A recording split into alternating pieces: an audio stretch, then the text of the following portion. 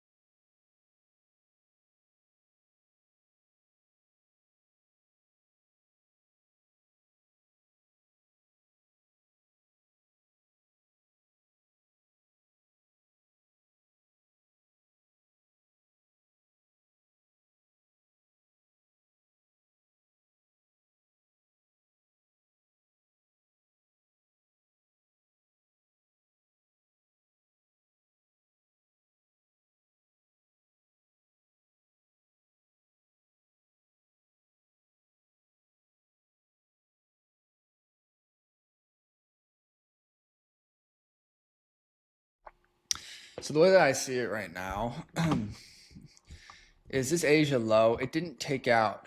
I mean, there was like a 15-minute low that it took, but it didn't take out any time-based liquidity or anything. So I see this Asia low. That liquidity did not take liquidity. I see that level as low resistance. This London high, though, it did, and we can say it like it did take Asia high in a way, like London took Asia. So I see that London high, and we have these 15-minute highs that, were that this liquidity here did take. I see that as high resistance. I do not see there's no 15-minute low resistance in here. There's no 1 hour low resistance. The only thing there is a 5-minute low resistance, but I'm not right here, but I'm not going to use that as contextual. It's too small of a time frame. There's a lot of low resistance, lower time frame low resistance in here. If we were to go like to a 5-minute, there's a lot of low resistance. So the way that I see it is there's more high resistance here than low resistance. There's more high resistance here, low resistance here. So it'd be bearish flow. Now there has not been any manipulation after the open though.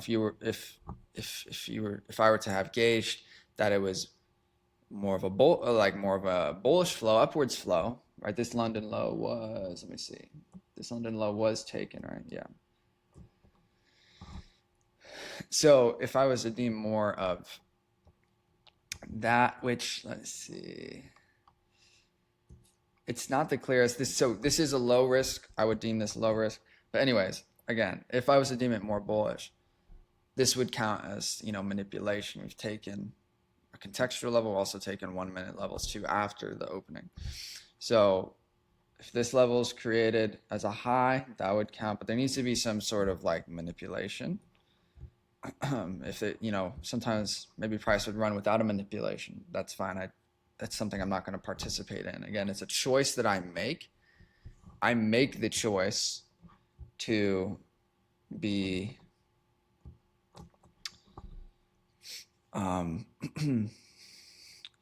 I make the choice. I'm looking at this for a second. So I make the choice to view the open in any way that I decide, right? And so I decide to view it as a manipulation. Now, if there was to be like, a manipulation of this high or this high, unless there was a displacement after that, like very clear displacement, the most recent high resistance plus a displacement is right here. So this is where my stop loss would have to be. Now, the only thing is that, there's low resistance front running it, low resistance front running it. It's not the clearest setup, to be honest. So just going to let it play out.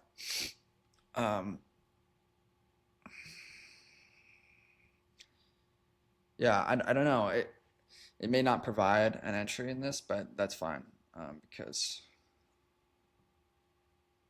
well, it's just logical. It's logical to have my stop loss at a high resistance level plus displacement. It's logical for there to be manipulation after the open. If there's none of that, then like I would be trading illogically. That's the way that I view it.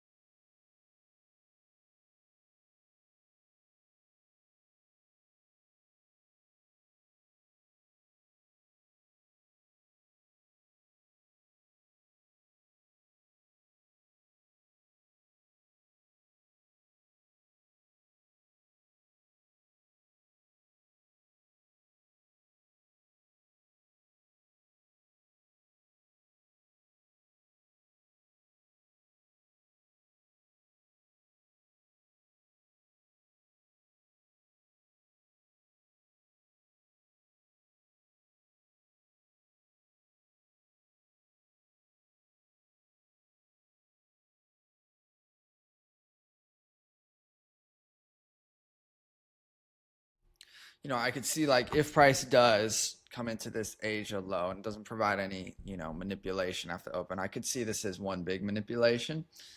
There would just have to be what? There'd have to be low resistance liquidity created on the way down because currently there is no low resistance on any of these time frames. There's not one low resistance liquidity point in here. There is not one low resistance liquidity point in here. So the 15-minute would have to create low resistance, push in, and then displace away with, manipulation. Like this is manipulation. If it were to trade in, there'd have to be a logical place to put stop loss, risk reward, all that kind of thing. But at this point, yeah,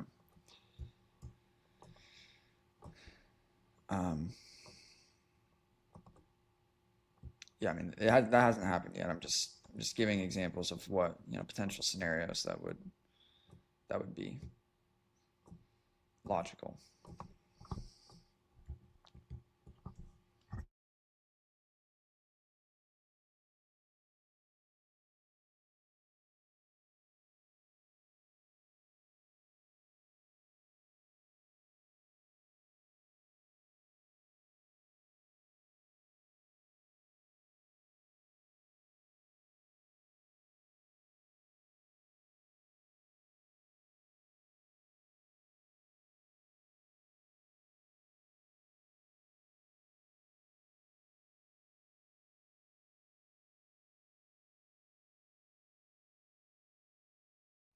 So, again, it's extremely low volume. There was news release 8:30, but it's very low. I mean, it's not as low as yesterday's volume, but it is still low, like very low. So this is another one of those examples. Like anytime that I notice price uninterested in liquidity, that's where I'm now going to start looking at volume and saying, okay, what type of, what type of activities is going on in the market? Because like if you're, a large player with a lot of order volume, what are you going to need? You're going to need liquidity, right? So price should be interested in liquidity. But it's about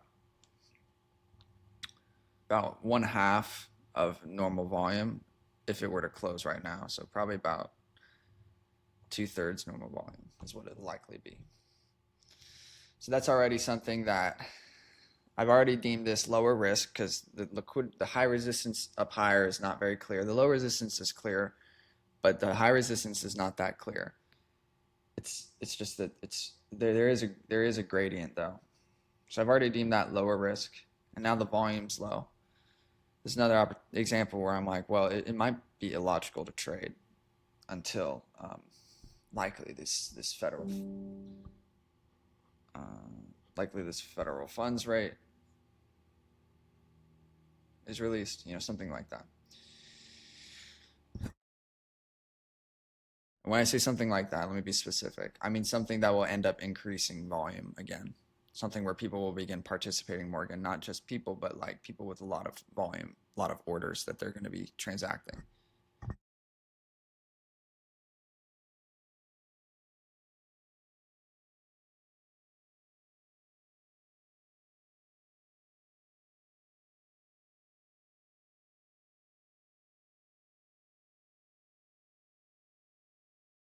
So like bring through my thought process again. It's like say, okay, now this is the first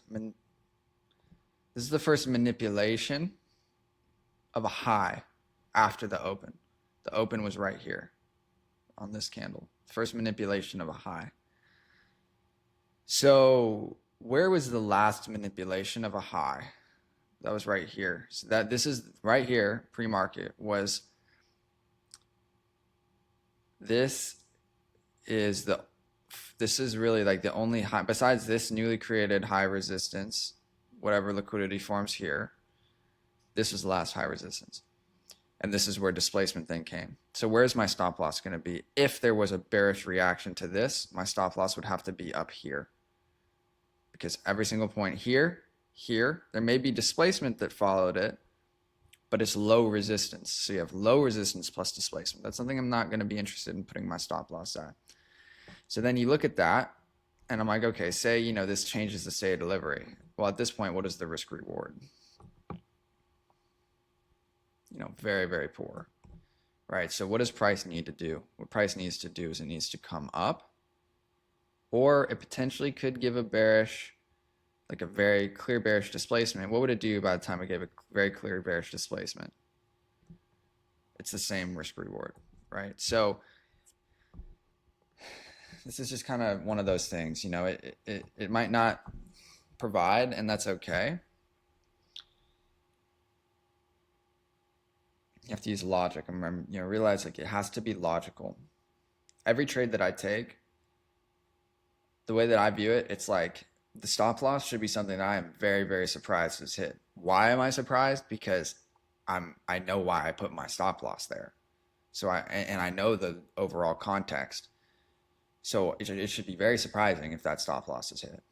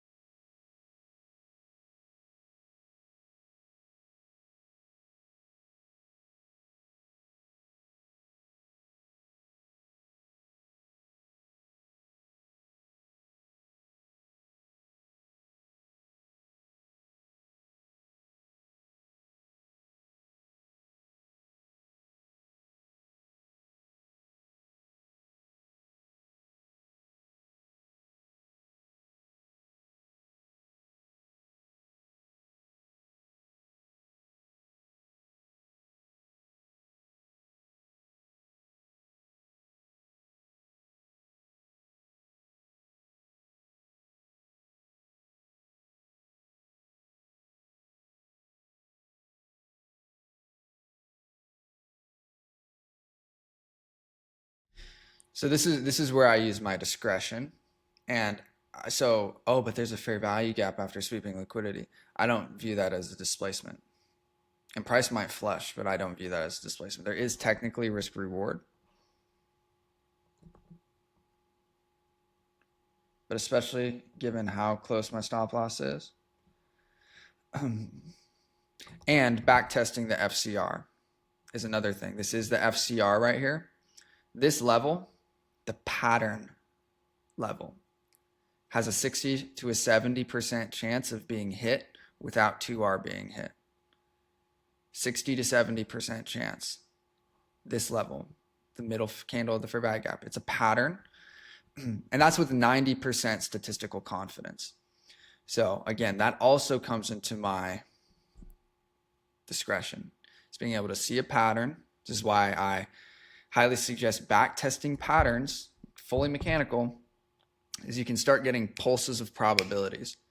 And you can know, okay, there's a 70% chance, 60% chance that this level will be hit. Now that this pattern has been created. And it might follow through too. That's just the way that this works.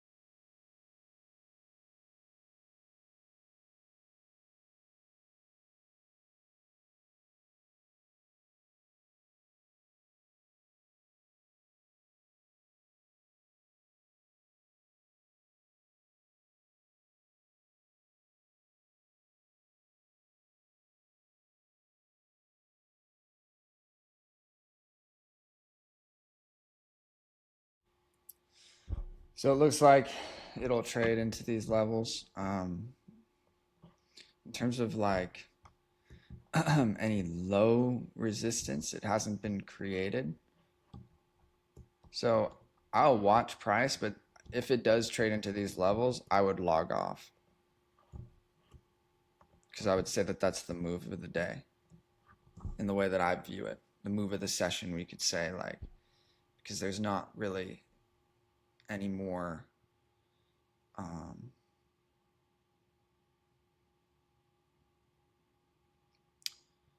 just just likely draws.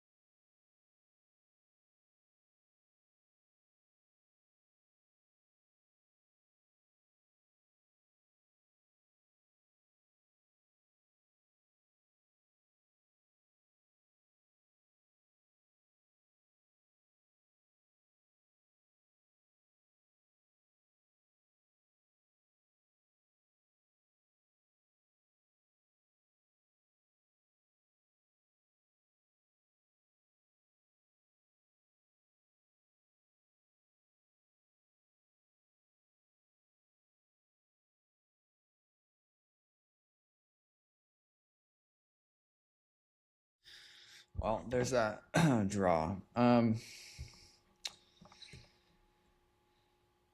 Yeah, I mean, it's gonna happen sometimes where, I mean, if you look, like, I just look at this, you can overcomplicate. I see zero manipulation. If the open's here, I see zero manipulation in that flow. So, yeah, in terms of like draws now,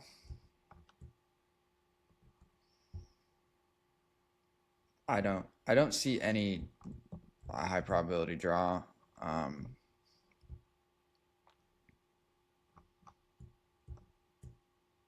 Besides maybe this low and this low, but that's not like, I think the day's over, to be honest. I would deem it over. Trying to think if there's anything to talk about. So like, there's a lot of people, again, this is mechanical stuff, right? There's a lot of people who now, if this gap is inverted, they're going to take a trade. This has with a stop loss at the low, this inversion, that pattern from an open time-based liquidity level in this time period, 9:30 to 10:30, and at fixed 2R, that pattern has about a 35% win rate. This is what I'm talking about with trading addiction. It's very important. These things will hit sometimes. Just like this FCR hit, right? It will hit sometimes. Let's see where 2R is. It did, yeah, perfectly aligned with those draws too. So what happens, you have to think about your brain. What happens when this, it's about to stop me out, and then that candle just crushes? What happens in your brain? You need to be very aware of these kinds of things. What happens in your brain? You get this just rush. And it's very, very addicting. It's very, very addicting. And you need to be very aware of it. Because the truth is, you have no idea why that happened. Absolutely no idea why that happened. And so you're not going to know how to replicate it. His results are, again, very random. And now you're just hooked on this pattern because it provides you with intermittent positive reinforcement, basically. The same thing goes for this pattern. If this was, if this fair value gap is inverted, I think that'd be a highly illogical trade given the draws on liquidity. But still, there's going to be times that it wins.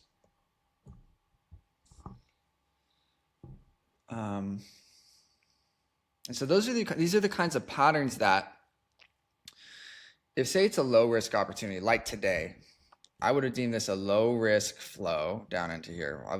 What I mean by that is, like, if price were to have actually manipulated and I had a clear way of getting risk reward to this target, it's a low risk. It's a low risk due to this gradient. I call it a liquidity gradient. High to low resistance is not that clear. So what are things that then I'm going to use to even determine if I'm going to take a trade or not? Well, seeing these patterns, all types of patterns really, but seeing these patterns that I know a lot of people trade, and seeing them lose, and then seeing moves happen. I like to see it because it helps me, especially combined with exo charts. What I can see is a lot of, whether there is a lot of people entering on this, and see, okay, now all their stops were just taken. It helps me visualize liquidity. So, just something else.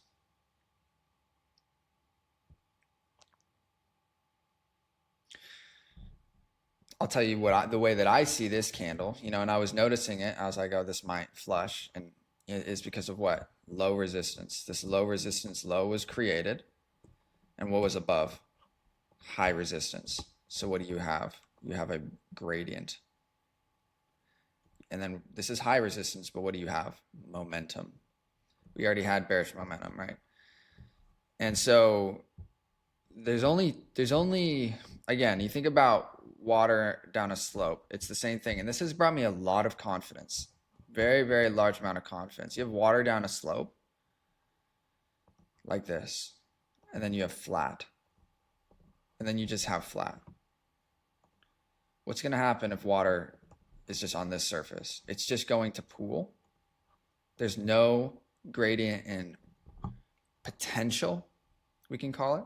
There's no difference in resistance. Now, for water to flow, there has to be a potential, right? Same thing with for price to move, there has to be a gradient of liquidity. There has to be a high to a low resistance. So when there is a high to low resistance, that's where you get price flowing. So just like here, if there is no resistance, price will not flow. It'll consolidate. What happens though when price has what? Now it has momentum. It's been moving. Well, now when it's flat, think about water. What's it going to do? It's going to slow down, but it's still going to keep moving. So that's the only time when there is no real gradient, momentum will sometimes push you through. So you have to think in these terms. You have to think in ways. For me, this is the way that it makes sense. I encourage anybody who's listening to this to look in your life and see what you're really good at and the things in the universe that make sense to you, and conceptualize price in this way. I'm going to I really care about the developing trader. I deeply care about the developing trader. This game is really hard. Not because it's really any different than any other game, but it's because you have to be exceptional to make any money. You can't be semi, okay, like in almost every other career where you're working for somebody else. You can't be just semi okay and still pulling a monthly check. It just doesn't happen. So you have to be not just exceptional, but utterly exceptional. You have to be very, very, very, very, very, very good at what you do. So when easy money there is media, it's like trading media, right? When easy money is thrown around, it's heavily thrown around. It is a direct lie, and I believe that it's hurtful to the developing trader. And as a developing trader, that's one reason why I care about it so much, is because of the need. Like what is required in these most vulnerable times where you're building, right? This is a very vulnerable time. You don't know what works. You don't know. If you did know, you would be making money. So you actually don't know how to be profitable. You don't know what profitability looks like. You're experimenting and you're finding it out. It's a very vulnerable time because, you don't know, and it's being proven to you, and I'm making sure that it's being proven in front of people by doing this live, right? And then showing when I do know, right? Live. Maybe this is me knowing. Maybe this is my profitability, and I don't know yet. That's the thing. There hasn't been enough data. There hasn't been enough trades. Maybe this is my profitability. That'd be really cool. And it'd be cool to say this now and to see it in a few weeks or a month, see the funding and the payouts and all that come through with this way of trading. But again, it's a very vulnerable place, and I care deeply about the developing trader. So what is my point of all this? Honesty is the number one thing that is required to help the developing trader, we'll say. And I'll say it differently. Honesty is the most important thing when it comes to the developing trader. You have to be brutally honest. And to me, that's the greatest support that I can give, is bringing honesty to this entire industry that lies. And you should have, I will say this with love to anybody who is listening, you should have common sense to know that when somebody tells you that you don't have to know what you're doing and that it's easy to become a millionaire, that you should know that that's false and that's a lie and that they're trying to sell you something or trying to get something from you. You need to understand that. You need to use your common sense and your brain. Okay? Don't sell yourself as stupid. Be very intelligent. It's the only way that you're actually going to figure out what works in this game always trace back to the money. Where is the money actually being made? Look to the people online and look to the people who are actually showing you real money, live execution, showing you how that money is being made. And I promise you, every single one is not trading a mechanical strategy. They know what? There's a key question. How does the market move? They have figured out how the market moves because they're capitalizing off of market movement.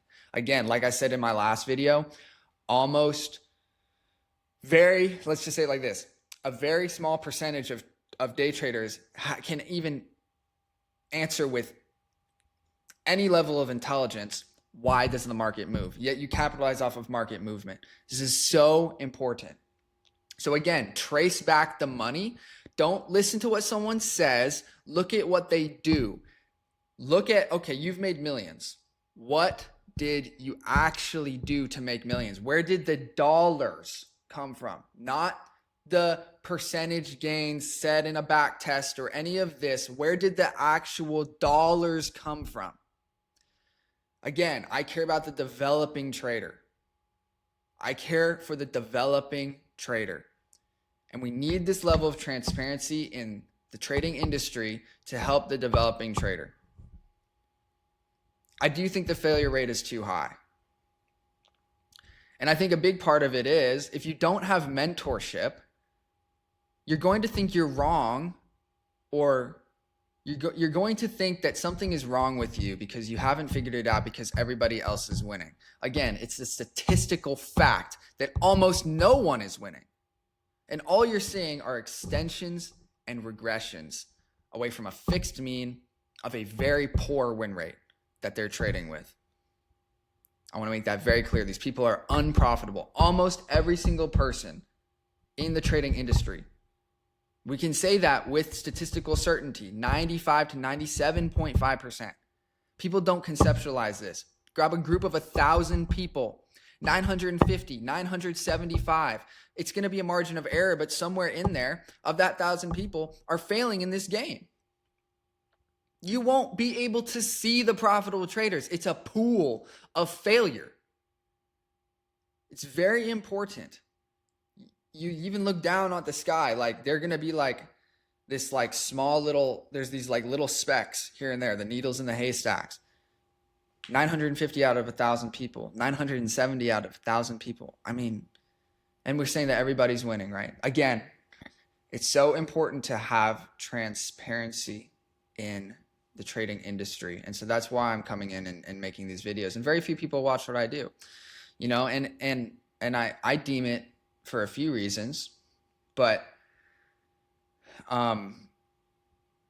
very, very many people will see this. And I really encourage anybody who is thinking about sharing their results online, I encourage you to share your results, but you must share all of your results. I encourage you to share all of your results. I encourage you to not only just not hide anything, but illuminate everything. It's very important. It's you know, it certainly helped me as a trader, you know, really stay on my tail, and really show like, yeah, we really get to see like these are really my results, and time is really like I say time, like many trades are passing and no profitability is coming from this. Oh, it's because I'm actually not profitable. This is a very important realization. And even if you log your trades and see it in TradeZella, like there's something about filming everything and seeing it and seeing the whole chronology of all of these trading sessions. And you're like, wow, this is really bringing me clarity here on what my results actually are.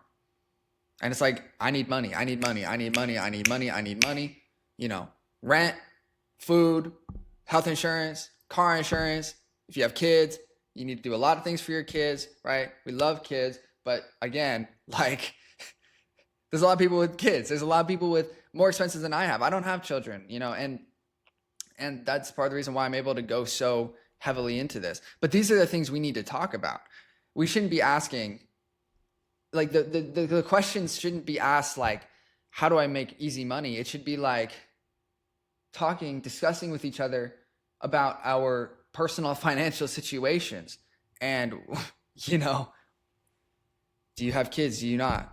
okay, how are we going to work around this? Mentorship should be not about um, giving so-called easy ways of making money. Mentorship should be about looking in your life and asking those hard questions about how are we going to actually make this work, because we're going to make this work. You know what I'm saying? So it's that kind of thing. So I just want to like get that off my chest, as again, I'm done trading for the day. So as I'm as I'm done here, I'm able to make that conclusion based off of higher time frame. All major draws that I'd be interested in are gone. So what does that mean? If, what that likely means is price is going to end up consolidating. Why is it going to consolidate? Because now it has to create low resistance. Now that low resistance is created, you sweep it. Now you have a gradient. Price moves up, maybe some momentum, push through highs, etc. But that's going to be past my trading time. So this is where I'm just done. But I'm going to I'm talking about the things that really do matter too. So again, trace the money. Always trace the money, because what are we here to do, right? You got bills to pay. You got bills to pay. Trace the money. It's very, very important.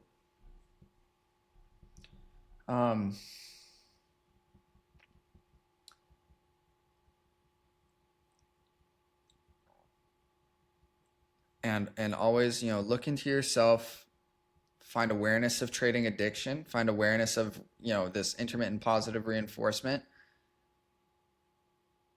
and just find a way of like grounding yourself in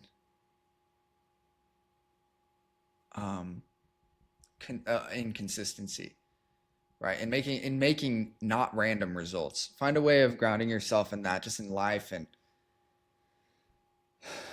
especially in trading. So for me, it actually is like such a pleasure not taking so many trades.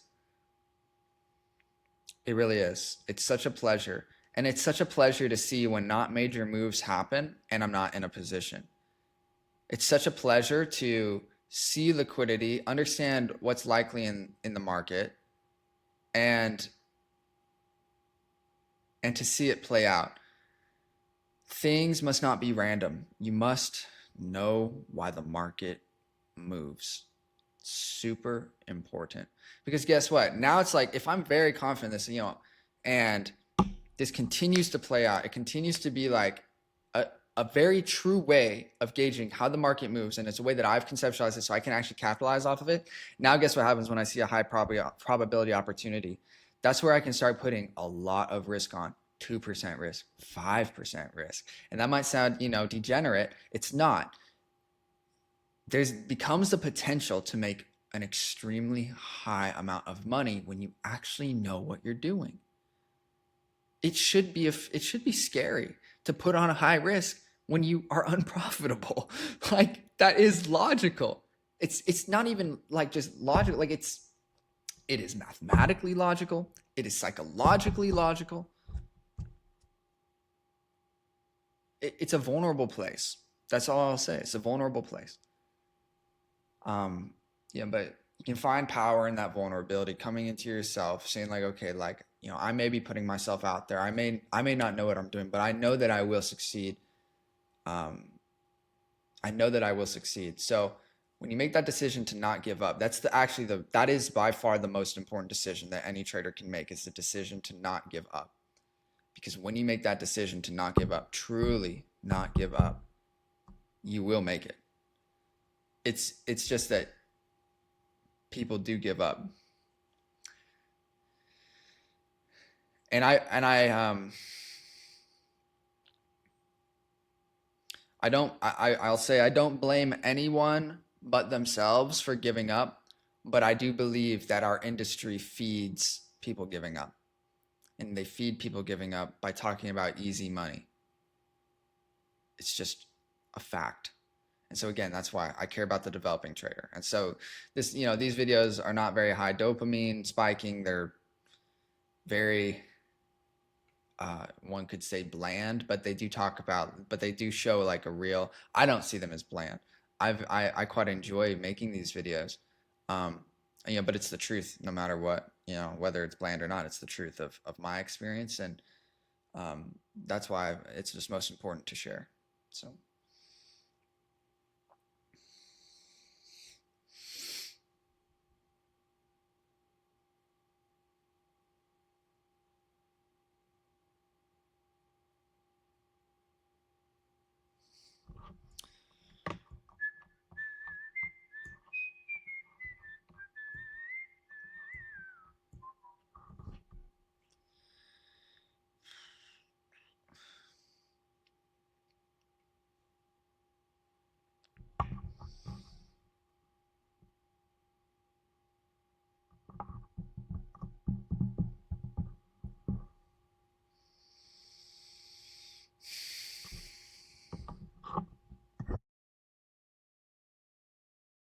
Um, okay, so I'm not gonna be. I'm kind of like watching this just because I find it interesting. Like if this is inverted, tons and tons and tons of people enter on that.